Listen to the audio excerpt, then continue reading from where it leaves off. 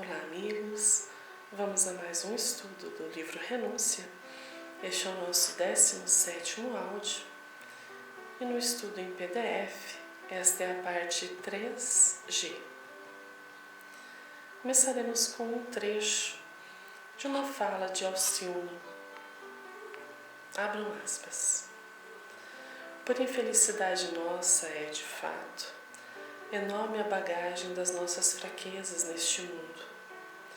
Mas se o Pai não desanimou e nos oferece diariamente ensejo de nos levantarmos para o seu amor, porque haveremos de viver em descrença contumaz e viver sem esperança, é o pior de todos os males.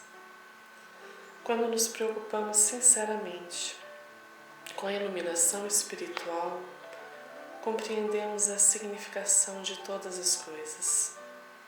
A própria miséria humana tem o seu lugar e a sua expressão educativa.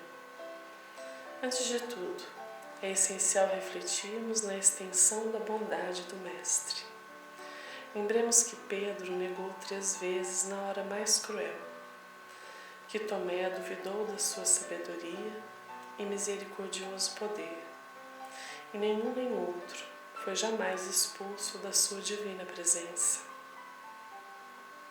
O mundo tem inúmeros criminosos, exploradores, ociosos e devassos, mas tudo isso deve ser examinado por um prisma diferente.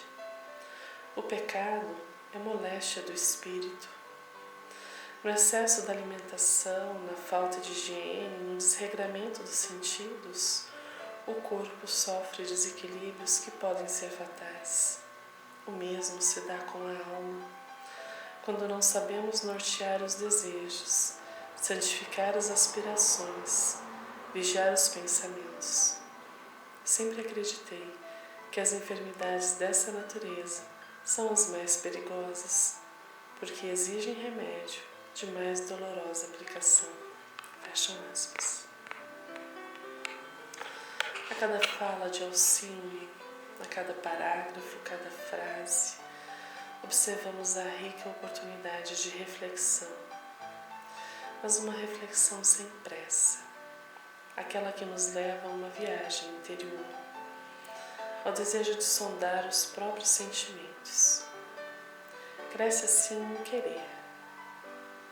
Primeiramente, requer de nós a permissão de que nos deixemos evangelizar por estas palavras, por exemplo, e depois, em decorrência desta permissão, nascerá este querer, a vontade sincera de que este ensino promova em nós a melhoria, a reforma íntima da qual tanto necessitamos. Vamos então mergulhar no texto, sondar as palavras, assim como aquela melodia que nos é preferida e que ouvimos reiteradas vezes. Deixemos que estas palavras nos falem de muitas outras formas. Imaginemos que este texto de Alcione adquire agora a forma de uma pirâmide que tem 6 degraus, 5 degraus de cada lado, ambos chegando a um ápice, que seria o 6º degrau. Vamos então ver cada passo, cada degrau, da primeira parte até chegarmos ao cerne do texto, ao tema central, e depois do outro lado, chegando também ao cerne. Primeiro degrau. Por infelicidade nossa, é de fato enorme a bagagem das nossas fraquezas neste mundo. Mas se o Pai não desanimou e nos oferece diariamente o ensejo de nos levantarmos para o seu amor, porque haveremos de viver em descrença contumaz. Segundo degrau. Viver sem esperança é o pior de todos os males. Terceiro degrau. Quando nos preocupamos sinceramente com a iluminação espiritual, compreendemos a significação de todas as coisas. Quarto degrau. A própria miséria humana tem o seu lugar e a sua expressão educativa. Quinto degrau. Antes de tudo, é essencial refletirmos na extensão da bondade do Mestre. E sexto, lembremos que Pedro negou 3 vezes, na hora mais cruel, que Tomé duvidou da sua sabedoria e misericordioso poder, e nenhum nem outro foi jamais expulso da sua divina presença. Ainda com esta imagem da pirâmide, vamos agora para o outro lado, percorrer o texto de forma inversa, buscando os degraus. Primeiro, sempre acreditei que as enfermidades dessa natureza são as mais perigosas, porque exigem remédio de mais dolorosa aplicação. Segundo degrau. O mesmo se dá com a alma quando não sabemos nortear os desejos, santificar as aspirações, vigiar os pensamentos. Terceiro degrau. No excesso da alimentação, na falta de higiene, no desregramento dos sentidos, o corpo sofre desequilíbrios que podem ser fatais. Quarto degrau. O pecado é moléstia do espírito. Quinto degrau. O mundo tem inúmeros criminosos, exploradores, ociosos e devassos, mas tudo isso deve ser examinado por um prisma diferente. Galgando esses passos, chegamos novamente ao sexto degrau, que é o centro do texto, em que Alcione fala que nem Pedro nem Tomé jamais foram expulsos da divina presença do Mestre Jesus. Com o objetivo de nos aguçar os sentidos para este caminho que Alcione nos está oferecendo, tentei colocar este texto em outra perspectiva, como se fosse uma escalada que tem em seu topo a divina presença, que é justamente a parte central do texto e, sem dúvida, o alvo que todos queremos alcançar.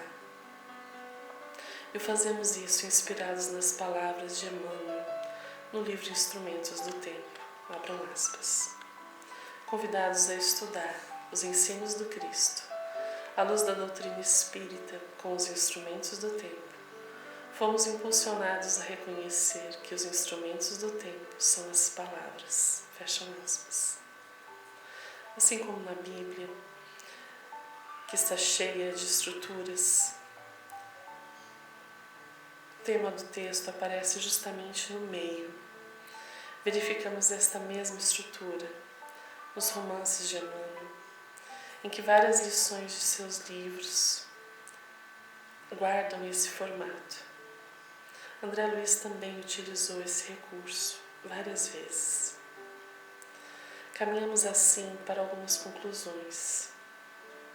Uma delas é de que é uma inspiração em comum, organizando essas palavras, tal qual fosse o traço de um célebre pintor, que será sempre reconhecido. Vejamos então o que este trecho nos oferece em uma outra estrutura.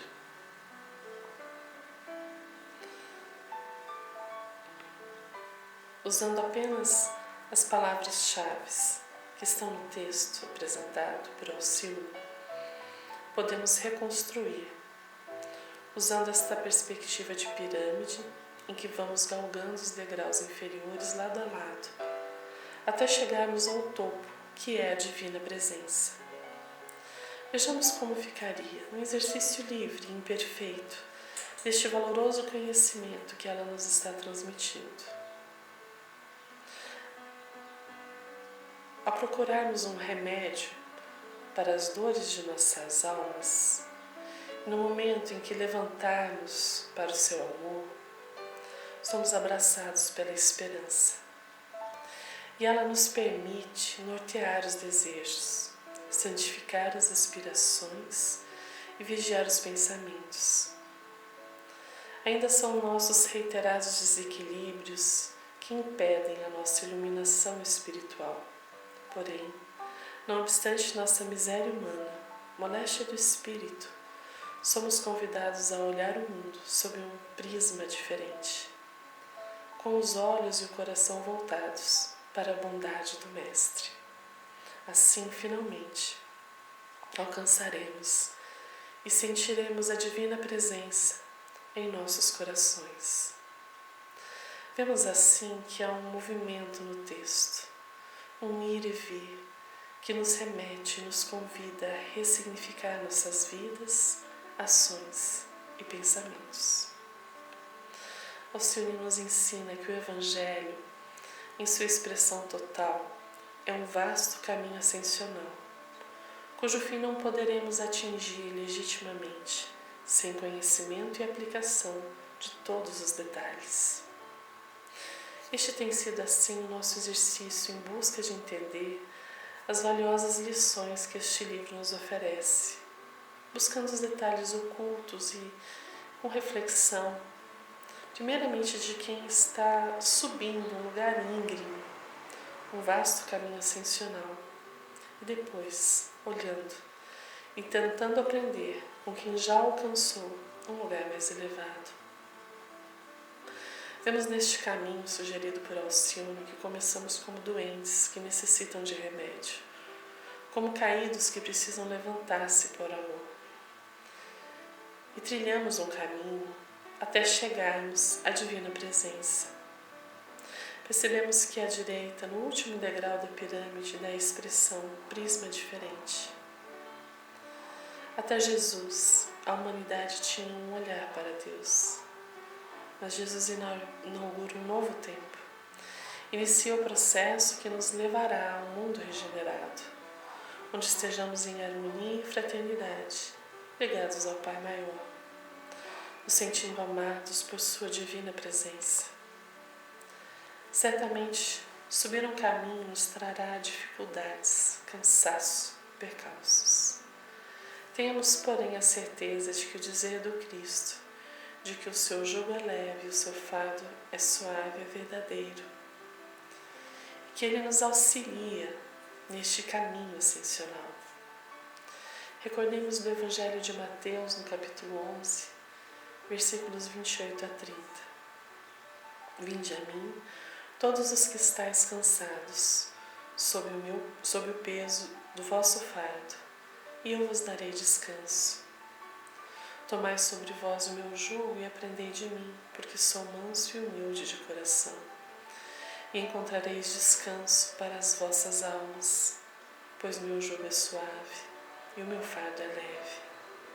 Fecham aspas.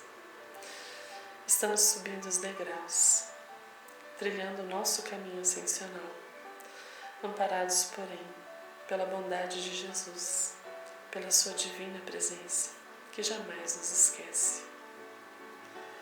Vejamos a rica lição de Emmanuel ao comentar o versículo 28 do capítulo 11 do Evangelho de Mateus, que se encontra no livro Caminho, Verdade e Vida, percebendo inclusive como ele guarda uma profunda relação com a fala de Alcione.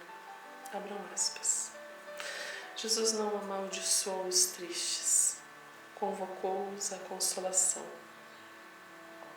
Muita gente acredita na lágrima, sintoma de fraqueza espiritual. No entanto, Maria soluçou no Calvário. Pedro lastimou-se depois da negação. Paulo mergulhou-se em pranto às portas de Damasco. Os primeiros cristãos choraram nos círculos de martírio, mas nenhum deles derramou lágrimas sem esperança. Prantearam e seguiram o caminho do Senhor, sofreram e anunciaram a boa nova da redenção. Padeceram e morreram leais, na confiança suprema. O cansaço experimentado por amor ao Cristo converte-se em fortaleza. As cadeias levadas ao seu olhar magnânimo transformam-se em laços divinos de salvação. Caracterizam-se as lágrimas através de origens específicas. Quando nascem da dor sincera e construtiva, são filtros de redenção e vida. No entanto, se procedem do desespero, são venenos mortais. Fecham aspas. Tenhamos assim estes exemplos em nossa lembrança, reconhecendo que o Evangelho é sempre palavra de consolação. Nos sentimos assim, consolados? Ou estamos novamente nos paralisando na culpa que é fruto do nosso orgulho? Somos imperfeitos. Necessitamos do amor, da justiça e da misericórdia de Deus para que avancemos. Agradeço a Jesus por mais essa oportunidade de estudo e aprendizado. Fiquemos todos na sua doce paz. Abraços fraternos e até o próximo.